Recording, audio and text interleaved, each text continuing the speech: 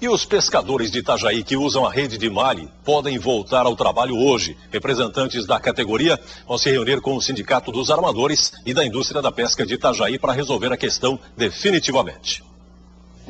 Os pescadores estão parados há 8 dias, insatisfeitos com uma suspensão do Ministério Público Federal. No dia 18 de julho, a promotoria suspendeu a decisão judicial que autorizava os pescadores a usarem redes de até 25 quilômetros. Desde então, eles só estão autorizados a pescar com malhas de até 2,5 km, 10 vezes menor que a usada anteriormente. A paralisação continua até que os Ministérios da Pesca e Meio Ambiente definam o tamanho da rede. Para a categoria, não vale a pena sair para a pesca com uma rede de 2,5 km, resulta em prejuízo. E aqueles que usaram uma rede maior do que isso, depois da suspensão, foram multados. Não tem o que fazer, é obrigado a esperar agora o resultado deles para poder sair, para ver o que eles vão tirar de rede, o que não vão. O impasse não gera só insatisfação, traz consequências que podem ser irreversíveis para o setor pesqueiro. O nosso setor fica à mercê, podemos perder mão de obra que está difícil hoje, tanto para o pré-sal como tem a construção civil, e cada vez mais, apertando o cerco, o pescador fica desanimado, o amador fica apertado e, consequentemente, nós podemos perder nosso mercado. A categoria está esperando o resultado das negociações dos Ministérios da Pesca e Meio Ambiente com o Sindicato dos Armadores e da Indústria da Pesca de Itajaí. E para discutir esse assunto, hoje pela manhã o sindicato já esteve reunido com os pescadores. Por isso nós vamos agora ao litoral para conversar com a repórter Denise Félix, que já está conosco, para saber então se já existe uma solução para esse impasse. Denise, boa tarde.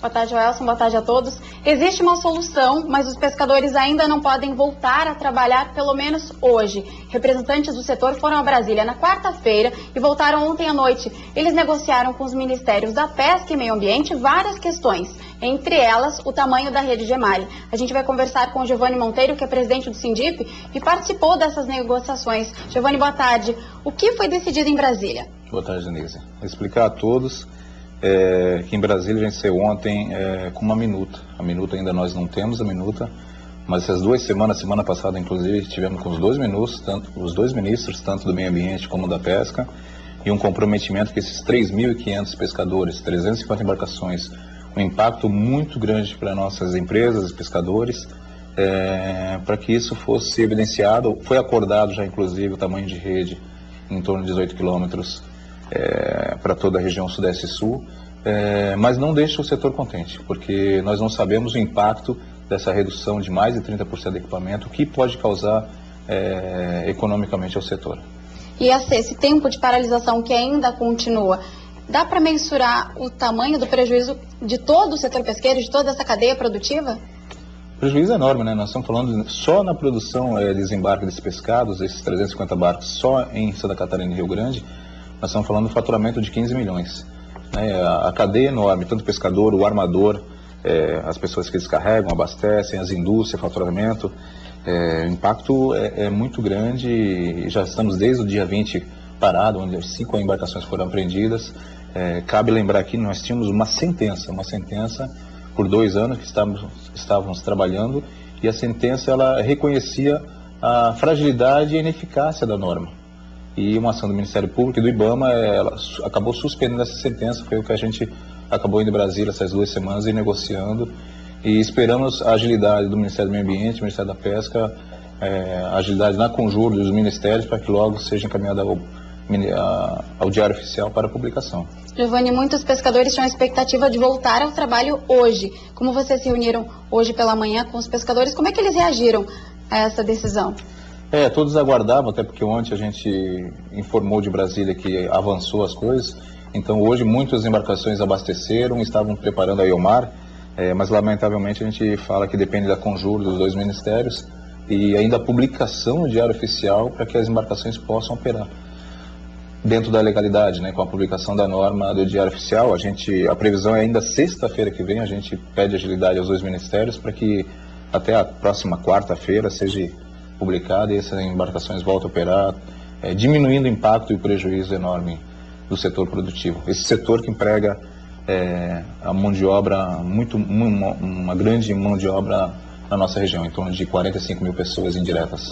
Giovanni, dentro desse período de impasse, né, de indefinição na categoria, um grupo de pescadores de Bombinhas e Porto Belo teve as embarcações apreendidas no Paraná. O que aconteceu?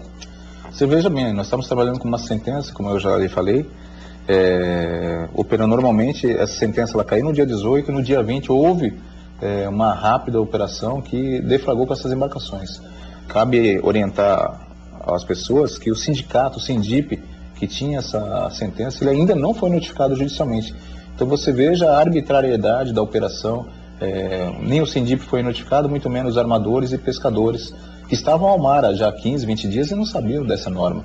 E a gente relatou isso, inclusive, ao presidente do IBAMA, o Vonei, da arbitrariedade, da agilidade, né, dos fiscais quanto a isso. Acho que foi uma arbitrariedade muito grande, que os dois ministérios já estavam acordados no tamanho de rede, em 18 quilômetros, muito diferente da legislação que foi generalizada para a pesca, uma pesca de tubarões, mas que foi generalizada para todas as pescas demersais ou de fundo, que captura a curvina, esse peixe importante na economia da nossa região. É a segunda economia mais importante atrás da sardinha. Ok, Giovanni, muito obrigada pela entrevista.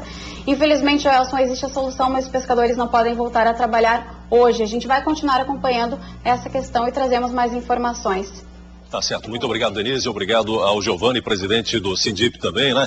Aguardar agora a publicação, portanto, desse acordo. E só para atualizar você, essas embarcações, né, que a Denise falou ali, e também dessa questão da arbitrariedade, foram 4 embarcações de Porto Belo e uma de Bombinhas que ficaram presas em Paranaguá, lá no Paraná, porque a polícia acabou recolhendo as redes que estavam num tamanho maior e como não tinha um lugar para colocar essas redes, acabou deixando no próprio barco. E aí, como as redes estavam retidas, o barco acabou ficando retido também. Só para você ter uma ideia do que aconteceu já por causa dessa discussão, né, do tamanho do embarque.